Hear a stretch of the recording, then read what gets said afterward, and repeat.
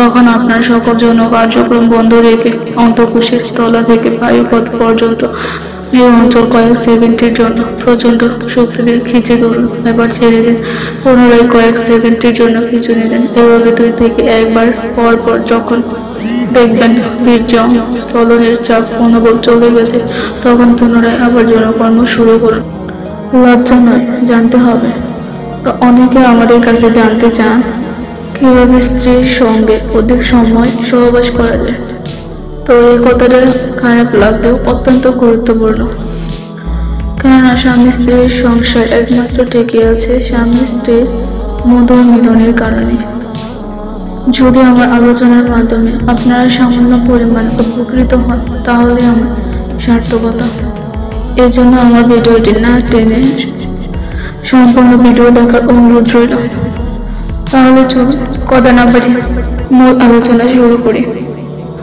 তো আজকে আমার আলোচনাটি হচ্ছে অধিক সময় ধরে কিভাবে সহবাস করবে।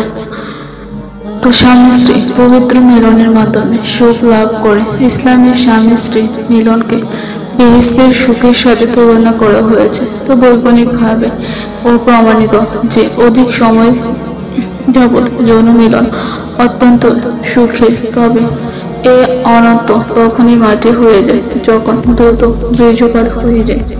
তো আমাদের আজকের পোস্টটি তাদের জন্য যারা অধিক সময় ধরে মিলন করতে পারেন না। অধিক সময় ধরে যৌন মিলন করার আপনার ডক্টর 3টি পদ্ধতির সাথে পরিচয় করিয়ে দেব।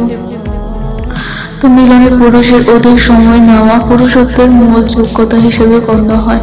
তো যে কোনো পুরুষ বয়সের সাথে সহবাসের নানাবিধ উপায় শিখে থাকে। তো এখানে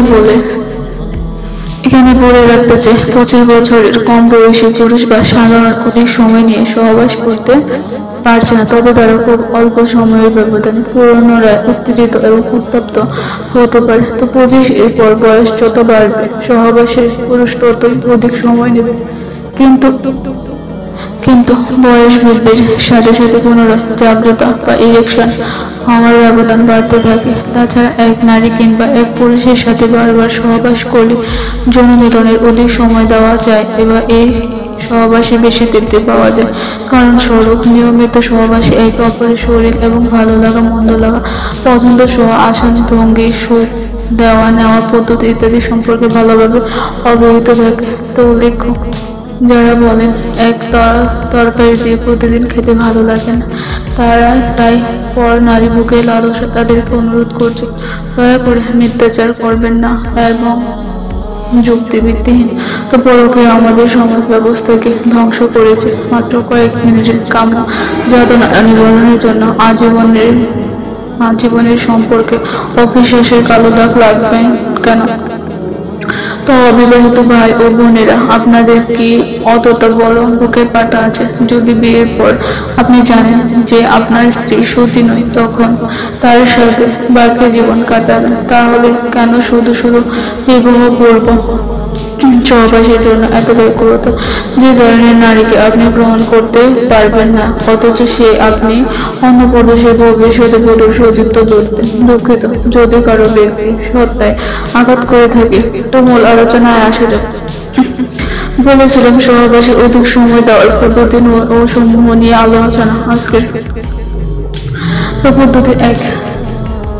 তো অধিক সময় ধরে যৌন মিলন করার এই পদ্ধতিটি আবিষ্কার করেছেন মাস্টার্স এবং জনসন নামে 2 ব্যক্তি। চেপে ধরার পদ্ধতি আসলে নাম থেকে অনুমান করা যায় কিভাবে করতে হয়। তো যখন কোনো পুরুষ মনে করেন তার বীর্য প্রায় স্থলনের পথে, তখন সে অথবা তার সঙ্গে লিঙ্গের ঠিক গোড়ার দিকে অন্ডকোষের কাছাকাছি লিঙ্গের নিচে দিকে যে রাস্তা মূত্রবীর্য এবং বহির্গমন হয়, সেই শিরা মূত্রনালী কয়েক সেকেন্ডের জন্য চেপে ধরবেন। লিঙ্গের পাশ থেকে 2 আঙ্গুল দিয়ে মতো আটকে ধরবেন। চাপ ছেড়ে যাবার পর 30 থেকে 45 সেকেন্ডের মতো সময় বিরতি নিন। যে সময় লিঙ্গ সঞ্চালন বা কোনো প্রকার যৌন কার্যক্রম করা থেকে বিরত থাকুন। এই পদ্ধতির ফলে হয়তো পুরুষ কিছুক্ষণের জন্য লিঙ্গের দৃঢ়তা হারাবেন, কিন্তু 45 সেকেন্ড পর পুনরায় কার্যক্রম চালু করলে লিঙ্গ আবার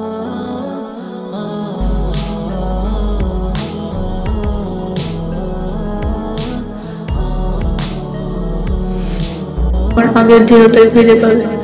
তো এই পদ্ধতি এক মিলনের আপনি যতবার খুশি ততবার করতে পারবেন। মনে রাখবেন, সব পদ্ধতির কার্যকারিতা অভ্যাস বা প্র্যাকটিস এর উপর নির্ভর করে, তাই প্রথমবারের ফলে পাওয়া চিন্তা করা বোকামি, প্রমাণ ছাড়া আর কিছুই নেই। তো পদ্ধতি 2, অধিক সময় ধরে যৌন মিলন করা। এই পদ্ধতি সম্পর্কে বলার আগে আমি আপনাকে কিছু বেসিক ধারণা দিই। তো আমরা প্রস্রাব করার সময় প্রস্রাব পুরোপুরি নিঃসরণের জন্য অন্তঃকোষের নিচ থেকে বায়ুপথ পর্যন্ত অঞ্চলে যে এক প্রকার খিঁচুনি দিয়ে পুনরায় তলপেট দিয়ে চাপ দেয়, এখানে পরিণত সংকোচন বা টেন্সিং পদ্ধতি অনেকটা সেই রকম, তবে পার্থক্য হলো এখানে মিলনকালে যখন অনুমান করবেন বীর্য প্রায় স্থলের পথে, তখন আপনার সকল যৌন কার্যক্রম বন্ধ রেখে অন্তঃকোষের তলা থেকে বায়ুপথ পর্যন্ত এই অঞ্চল কয়েক সেকেন্ডের জন্য প্রচন্ড শক্তি দিয়ে খিঁচে ধরুন, এবার ছেড়ে দিন। পুনরায় কয়েক সেকেন্ডের জন্য খিঁচুনি দেন। এভাবে 2 থেকে 1 বার পর পর যখন দেখবেন বীর্য স্থলনের চাপ অনুভব চলে গেছে, তখন পুনরায় আবার যৌনকর্ম শুরু করুন। তো সংকোচন পদ্ধতি আপনারা যৌন মিলনের দীর্ঘায়িত করবেন। আবারও বলে, সব পদ্ধতিতে কার্যকারিতা অভ্যাস বা প্র্যাকটিস এর উপর নির্ভর করে, তাই প্রথমবারের ফল পাওয়া চিন্তা করা একেবারে বোকামি। তো পদ্ধতি 3, এই পদ্ধতিতে বহুল ব্যবহৃত এবং সাধারণত সব যুগল এই পদ্ধতির সহায়তা নিয়ে থাকেন। এই পদ্ধতিতে মিলনকালে বীর্য স্থলনের অবস্থানে পৌঁছলে লিঙ্গকে বাইরে করে ফেলুন, অথবা ভেতরে থাকলে কার্যকলাপে বিরাম দিন। এই সময় আপনি আপনাকে অন্যমনস্ক করে রাখতে পারবেন, অর্থাৎ সুখ অনুভূতি থেকে মনকে ঘুরিয়ে নিন। যখন অনুভব করবেন বীর্যের চাপ কমে গেছে, তখন পুনরায় শুরু করতে পারেন। তো বিরাম পদ্ধতির সফলতা সম্পূর্ণ নির্ভর করে আপনার অভ্যাসের উপর। তো প্রথম থেকে এই পদ্ধতির সফলতা না পাওয়া গেলে যারা যৌন কার্যে নিয়মিত, তারা এই পদ্ধতির গুণাগুণ জানেন। তো মনে রাখবেন, সব পদ্ধতি কার্যকারিতা অভ্যাস বা প্র্যাকটিসের উপর নির্ভর করে, তাই প্রথমবারের ফল পাওয়া চিন্তা করবেন না। তো পরিশিষ্ট উপরের সব কয়টি পদ্ধতি আপনার সঙ্গে তৃপ্তির উদ্দেশ্যে অনেকের ধারণা, নারী এবং ট্রিক্স অ্যান্ড টিপস গুলো অনুমান বা জানতে পারলে পুরুষত্ব নিয়ে প্রশ্ন তুলবে, তো ধারণাটি ভুল।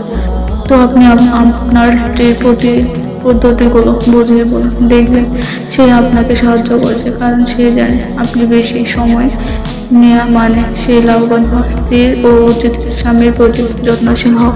তো প্রিয় বোনদের আলেমা ও বোনেরা, এই ছিল আমার আজকের গুরুত্বপূর্ণ আলোচনা। যদি আপনারা আমার এই আলোচনাটি শুনে থাকেন, তাহলে আশা করি আপনারা অনেক উপকারে আসবেন।